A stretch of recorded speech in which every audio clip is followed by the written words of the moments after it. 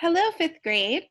I wanted to do a little reminder on how to get to your math class today, and then I will do the first two problems with you. So the first thing you want to do is go into your Google Classrooms. And if you go into the top, you see classwork and you'll click classwork.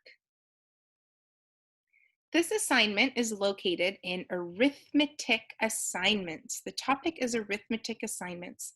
So I go to the left here and I'll click arithmetic assignments. And here's our assignment. So I will click on it. And let's make sure that we read all of the directions. So follow the link below and complete all 10 questions to discover a mystery drawing. Please show your work using your graph paper and upload that work here.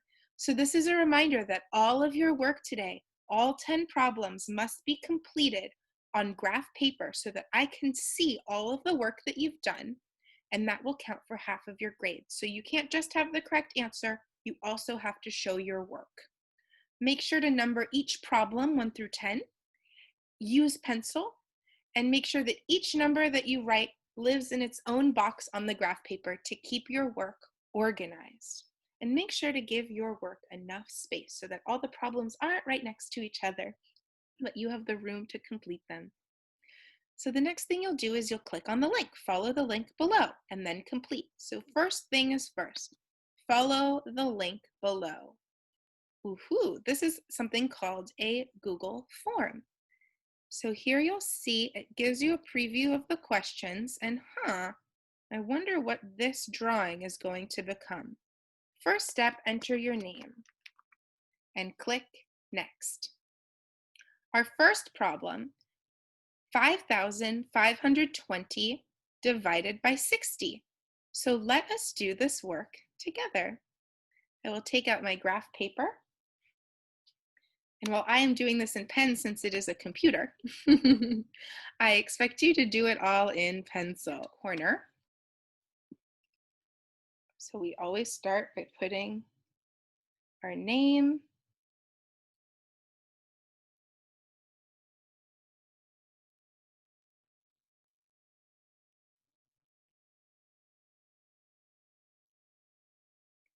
and today's date, which is 9-23-2020.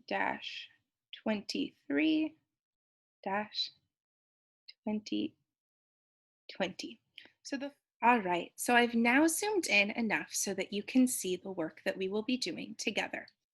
So the first thing I'll do is I'll number my problem, number 1. And the way that our question is worded or written on the website, it looks like this: 5,520 divided by 60 equals what? But in order to do this as long division, we need to rewrite this problem. And we need to rewrite it like this: 5,520 divided by 60 equals what? And these two problems, they're the same problems, they're just written differently. And when you write it the way that we've written it in green, it will allow you to begin your long division.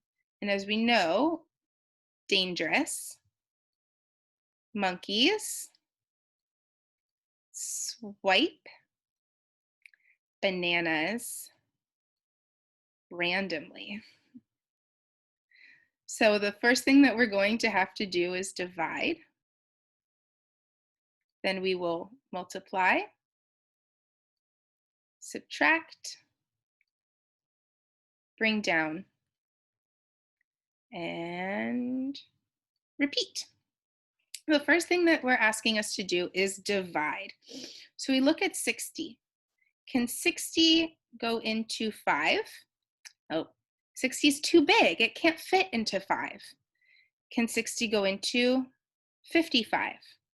60 is still too big and it will not fit into 55. So now we look at 552. Can 60 fit into 552? Yes, it can.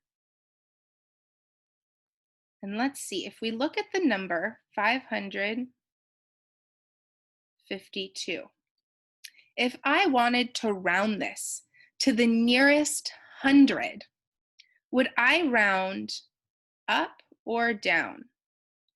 When rounding to the nearest hundreds, you must look at the tens. If the 10 is 5 or above, you round up. If it's 4 and below, you round down. So looking at 552, rounding to the nearest hundred, would we round up or down? We would round up. 600. We know that 60 times 10 equals 600. So when looking at 552, it's smaller than 600. So let's test out. What about, can it go in 9 times? Let's see. Can it go in 9 times? So we'll do 60 times 9. Since 552 is a little less than 600. 9 times 0 is, any number times 0 is 0. 9 times 6 is 54. Well, look at that. 60 can fit into 552 9 times. It's not exact, but it's the most it can fit because we know 60 times 10 is 600, which is bigger than 552. But 60 times 9 is 540, which is smaller. So where will we put our 9 in our quotient? Where does it go on top of this line? It will go on top of the 2. And we just did 60 times 9, so 9 times 60 is 540. So we have divided and we have multiplied. And now it's time to subtract. What is 2 minus 0? 2. 5 minus 4 is 1, and 5 minus 5 is 0. We have subtracted. Now it's time to bring down. We'll bring down the 0 so that it sits next to the 12 and becomes 120. So now we'll look at 60. How many times? Oh, we've brought down, and now it's time to repeat, which means that it's time to divide. So we're going back to our division. How many times can 60 go into 120? Well, we know that 6 times 2 is 12. So 60 times 2 is 120. So it can go in 2 times. 2 times 60 is 120. Now we subtract. 120 minus 120. 0 minus 0 is 0. 2 minus 2 is 0 because a number minus itself is always 0, which means that 1 minus 1 is also 0. Is there a remainder? There is not a remainder in this answer, which means that 5,520 divided by 60 lives in the quotient, and the answer is 92. So when using our double digit divisors, which is 60 here, we also use some of our estimation in order to find out how many times our double digit numbers can go into our dividend. Now let's move on to question number 2. So in our form, we would select the correct answer, which we found out was 92, and then we'll press next. Look at that. We're getting some of the colors and we're getting closer to finding out what this is a picture of. So let's go down and press next. Ooh, our next problem is 1,804 divided by 44. So now let's go back to our graph paper. And you're going to leave some space and write problem number 2. And maybe we like having our dangerous monkeys nearby. So you can always look at yours, but I'm going to bring it down here. Dangerous monkeys, swipe, bananas, randomly. Divide, multiply, subtract, bring down, and repeat. So let's start by writing the problem. And the problem, the way that it's written on our website is 1,804 divided by 44 equals what? And the way we want to write it so that we can solve it using long division is 1,804 divided by 44. So what is written in blue and what is written in green is the same problem, just written out differently. And the way that we write it in green will allow us to solve it using our long division. So the first question we ask is, can 44 go into 1? It cannot go into 1. 44 will not be able to fit into 1. Can 44 fit into 18? Nope, 44 is still bigger than 18. Let's go over to 180. Can 44 go into 180? Why, yes, it can go into 180. 180 is larger than 44, and therefore it can be divided by 44.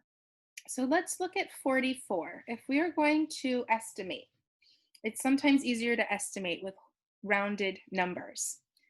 So 44, if we look at 44 and we want to round to the nearest 10, would we round up to 50 or down to 40? Because when rounding to the nearest 10, you must look at the ones. And if it is 5 and above, you round up. 4 and below, you round down. You would round this 44 down to 40. So now we're looking at 40. And how many times can 40 go into 180? So we're looking at the numbers 40 and 180. And we know that 40 plus 40 equals 80. So no, we know that it can already go in twice. How many times can 40 go into 100? So we know that it can go into 80. So what's left when you do 180 minus 80 is 100. So how many times can 40 go into 100? 40, 80, 120. So that means that it can only go into 100 2 times. So we know that 40 can go into 180 at least 4 times. So now let's try that with 44. Let's see if 44 can go into 180 4 times. So we'll do 44 times 4. And 4 times 4 is 16. So we put our 6 here and we carry the 1. 4 times 4 is, again, 16. But this time we must add what we've carried, making it 17, 176. Well, that's awfully close to 80. So let's say that 44 can go into 180 4 times. So where do we put the 4 in our quotient? Do we put it over the 1, the 8, or the 0? We're putting it over the 0 because we used 180 to find out how many times 44 went into 180. So we'll put it over the 0. And we already know that 4 times 44 is the same as 44 times 4, inverse. So 4 times 44 is 176. And now it is time to subtract. 0 minus 6, can't do that. So we'll turn this 8 into a 7 and give that 10 we took to the 0 and make it a 10. 10 minus 6 equals 4. 7 minus 7, a number minus itself equals 0, and the same for 1 minus 1, a number minus itself equals 0. So we're left with 180 minus 176 equals 4. What is our next step? It's time to bring down. We have brought down, and now it's time to repeat and look at our division. How many times does 44 go into 44? 44 goes into 44 exactly 1 time. So now we multiply. 1 times 44 equals 44. And then we subtract. 44 minus 44. Well, a number minus itself equals 0. So 44 minus 44 equals 0. Do we have a remainder? We do not. So our answer in the quotient is 41. 1,804 divided by 44 equals exactly 41. So now let's go back to our screen here, and we're going to find our answer. Is 41 an answer? It is. So we'll click 41 and press next. Ooh, another color. This is, wonder what it's going to be. So we'll scroll down and press next. And now you'll have this third question. So when you look at the third question, you'll go back to your graph paper. You'll take out your pencil. You'll write number 3. The problem is 1,620 divided by 36 equals. So the way that we're going to write it so that we can solve it using long division is 1,620 divided by 36. And I will let you finish this problem and the rest of the problems. In total, there are 10 on your own. And then you can let me know what the image was. And don't forget to turn in all of your work, turn in all of your graph paper, and just keep pressing next until you've finished all 10 problems. Thank you so much for taking the time to look at this video if you wanted to have a little extra help getting started in our math class today. I hope you have a wonderful day, and I cannot wait to see you tomorrow. Goodbye and thank you, 5th grade.